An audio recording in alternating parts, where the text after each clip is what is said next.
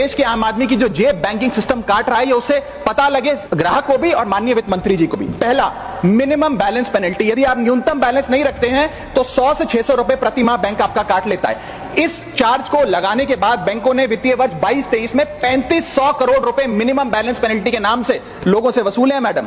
दूसरा charge, extra ATM usage. आपको ATM transaction के लिए 2 से 3 की मोहलत मिलती है, 2 से 3 की इजाजत मिलती है बैंकों द्वारा। अगर आप चौथा पांचवा ट्रांजैक्शन कर लें तो हर ट्रांजैक्शन पे 20 रुपए एटीएम चार्ज आपको देना पड़ता है। इनएक्टिविटी फी 100 से 200 रुपए सालाना, यानी कि अगर बैंक आप बहुत ज्यादा अपना अकाउंट यूज नहीं करते हैं तो बैंक इनएक्टिविटी के नाम पे भी चार्ज लगा देता है। फिर बैंक स्टेटमेंट आप मंगवाते हैं तो बैंक स्टेटमेंट इशुएंस चार्जेस के नाम पर आपसे 50 से 100 रुपए लेता है। फिर आप कहते हैं हमें एसएमएस अलर्ट के माध्यम से मेरे बैंक के खाते में क्या आ रहा है उसकी जानकारी मिले, तो एसएमएस अलर्ट चार्जेस के नाम पर भी प्रति क्वार्टर 20 से 25 रुपए आपसे लिया जाता है। ऑनलाइन पेमेंट करेंगे एनईएफटी की तो ट्रांजैक्शन फी भी ली जाती है। जबरदस्ती आपको पहले लोन बेचते हैं और फिर उसके बाद लोन प्रोसेसिंग फी के नाम पर 1 से 3% लोन अमाउंट का काट लेते हैं। और जब आपकी किस्मत ठीक चल रही हो और आप समय से पहले अपना लोन बकाया जो है उसका भुगतान करने बैंक पहुंच जाएं तो loan pre closure charges, early payment penalty के नाम पर भी बैंक आपसे पैसा वसूलता है। साधारण सा सिग्नेचर बदलवाना हो, नॉमिनी की डिटेल्स बदलवानी हो,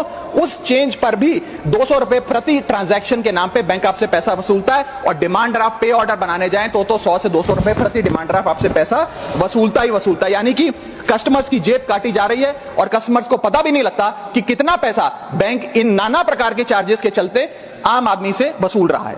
अपने क्वार्टरली या मंथली टारगेट्स पूरा करने के लिए बैंक के एग्जीक्यूटिव मिस सेलिंग करते हैं, गलत प्रोडक्ट लोगों को बेचते हैं। यह भी एक प्रकार का हनी ट्रैप है। मीठी मीठी बातें कर भोले भाले मासूम लोगों को ऐसे प्रोडक्ट्स बेच दिए जाते हैं जिनकी जरूरत उन्हें है ही नहीं। IRDAI, insurance regulatory development authority of India की एक रिपोर्ट बताती है कि 3.5 लाख सालाना कंप्लेंट्स में से 20% कंप्लेंट्स सिर्फ और सिर्फ मिस सेलिंग की, गलत प्रोडक्ट बेचने की उन्होंने दर्ज करी हैं। सेबी की एक रिपोर्ट बताती है कि 30% इन्वेस्टर मिसलीडिंग इंफॉर्मेशन का शिकार हैं। और म्यूचुअल फंड्स की मदर बॉडी, जिसे association of mutual fund of India कहते हैं, वो बताती है कि 23%, मैं खत्म कर रहा हूं मैडम, 23% इन्वेस्टर ऐसे हैं जिनके पास वो प्रोडक्ट्स हैं जो उनके रिस्क प्रोफाइल और फाइनेंशियल गोल से मेल ही नहीं खाते हैं। तो मैडम, मैं इन सारे जो समस्याएं बताई हैं उसके माध्यम से समाप्त कर रहा हूं। बस इतना ही कहना चाहूंगा कि ये बड़ी बुनियादी समस्याएं हैं जो आज इस देश का एक आम अकाउंट धारक, एक आम आदमी सफर कर रहा है। मैं चाहूंगा माननीय वित्त मंत्री जी इन बुनियादी सुविधाओं का, इन बुनियादी समस्याओं का समाधान दें। आज किसी ग्राहक को सरकारी बैंक में किसी काम से जाना हो तो मान लीजिए उसके ग्रह खराब चल रहे हैं और दिहाड़ी भी खराब होगी।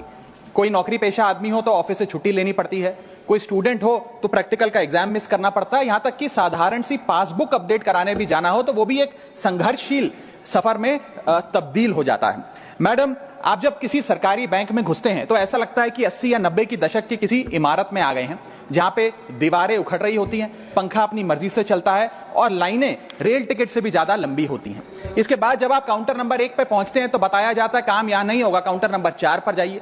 जब काउंटर नंबर 4 पे जाते हैं तो बताया जाएगा यहां पर भी काम नहीं होगा, फर्स्ट फ्लोर पर जाइए। और जब आप थके हारे फर्स्ट फ्लोर पर पहुंचते हैं तो बताया जाता है कि लंच हो गया है, लंच के बाद 2 बजे आइएगा।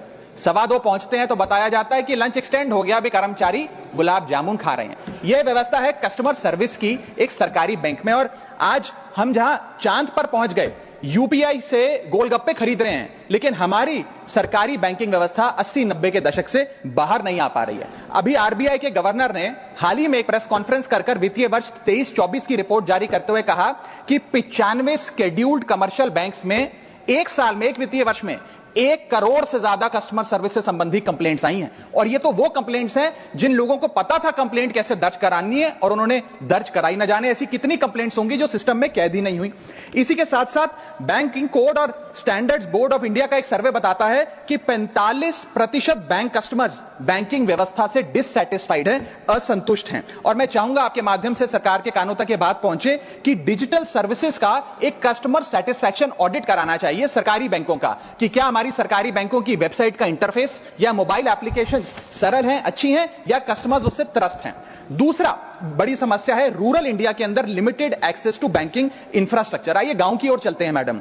क्या हमारी बैंकिंग व्यवस्था ग्रामीण इलाकों तक पहुंच चुकी है? नाबार्ड की एक रिपोर्ट बताती है कि 50% of rural India is still suffering from lack of adequate access to banking. Financial inclusion index की आरबीआई की 2020 की रिपोर्ट बताती है कि ग्रामीण भारत में हर 100 में से मात्र 54 लोगों तक ही हमारी बैंकिंग व्यवस्था जैसे तैसे पहुंच पाई है, और 30% से ज्यादा रूरल हाउसहोल्ड आज भी ऐसे हैं जो पूरी तरीके से अनबैंक्ड हैं।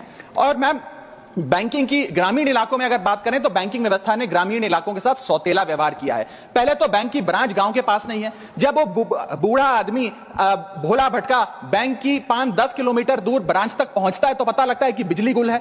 बिजली आ जाती है तो पता लगता है सर्वर डाउन हो गया है। सर्वर भी चल जाता है तो पता लगता है आधार सीडिंग में दिक्कत है, फिंगरप्रिंट मिसमैच हो रहा है, या बैंक अकाउंट की मैपिंग ही नहीं हो पा रही है। डॉक्यूमेंटेशन से लेकर कॉम्प्लिकेटेड फॉर्म से लेकर लैंग्वेज के चैलेंजेस तक ग्रामीण इलाकों में लोगों को झेलने पड़ते हैं, और सबसे ज्यादा बैंकिंग फ्रॉड भी गांव के भोले भाले आदमी के साथ होता है। इसी के चलते हमारे गांव का आदमी प्राइवेट निजी साहूकार के पास जाकर लोन लेना बेहतर समझता है, ना कि किसी बैंक के पास जाकर। और जब वे साहूकार के पास जाता है तो ना वहां पेपर वर्क होता है, एक इजियर एक्सेस होता है, फियर ऑफ बैंक और इलिटरेसी नहीं होता। बहुत बार तो मॉर्गेज पे भी कुछ नहीं रखना पड़ता, इसलिए वो साहूकार से ब्याज पे पैसा उठाता है, लेकिन साहूकार उसे मनमानी दाम पर वो ब्याज पर पैसा देता है। 60 से 80% सालाना का इंटरेस्ट रेट चार्ज करता है, जिंदगी भर के लिए उसकी गुलामी लिखवा लेता है, और वो बेचारा गांव का भोला भाला आदमी डेट ट्रैप में फंस के रह जाता है।